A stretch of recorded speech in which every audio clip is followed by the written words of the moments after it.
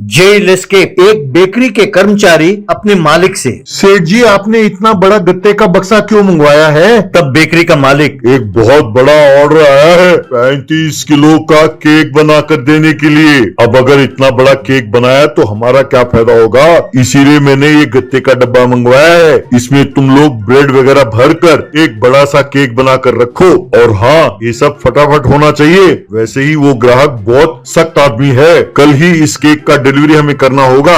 उसी गांव के जेल में कन्ना नाम का एक कैदी था। कन्ना हमेशा जुर्म करते हुए पकड़ा जाता था और उसे जेल भेज दिया जाता था।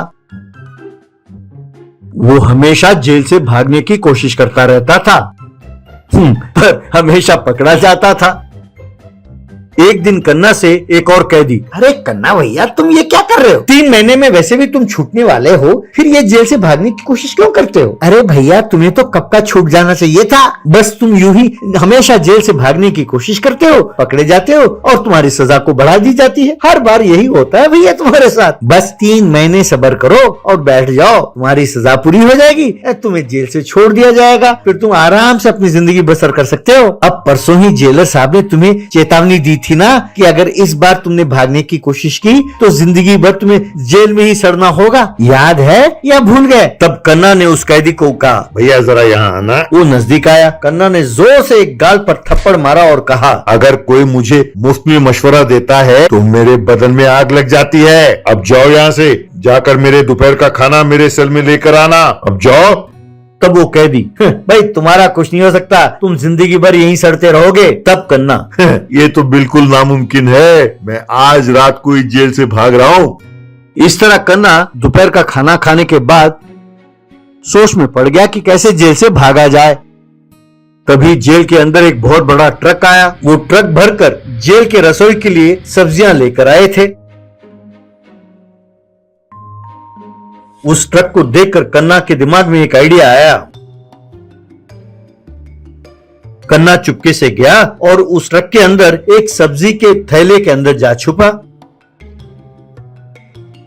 वो ट्रक वहां से चली। ये सब उस कैदी ने देखा जिसे कन्ना ने मारा था। तब वो कैदी अपने मन में, कमीने कन्ना, मैंने तुम्हारी भलाई के लिए सलाह दी और तुमने मुझे थप्पड़ मारा। ठहरो बच्चू, मैं अभी तुम्हें बताता हूँ, कहकर उस कैदी ने कन्ना के बारे में उस जेल के पुलिस वालों को बताया।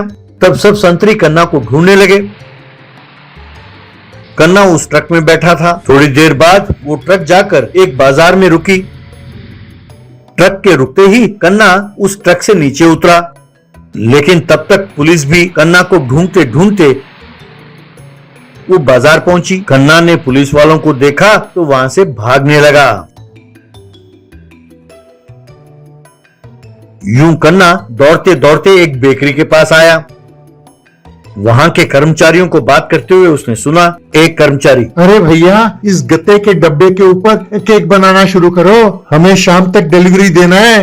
कन्ना अपने मन में, अरे वाह, इस गत्ते के डब्बे के ऊपर ये केक बना रहे हैं। अगर शाम तक में ये गत्ते के डब्बे के अंदर छिप गया तो बस मैं इस गांव से फरार हो जाऊंगा, तो अभी मुझे छिपना होगा। सोचकर वो गत्ते के डब्बे के अंदर जा छिपा। उस बेकरी के कर्मचारियों ने उस गत्ते के डब्बे के ऊपर केक बनाना शुरू किया। केक बनकर तैयार हुआ।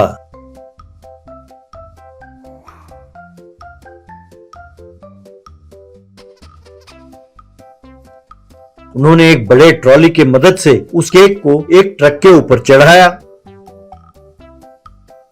उस केक को हिलते हुए देखकर कन्ना बहुत खुश हुआ। अरे वाह, जैसे ही ये केक उस बर्थडे बॉय के घर जा पहुंचेगा, मैं गत्ते के डब्बे को तोड़ता हुआ बाहर निकलूंगा।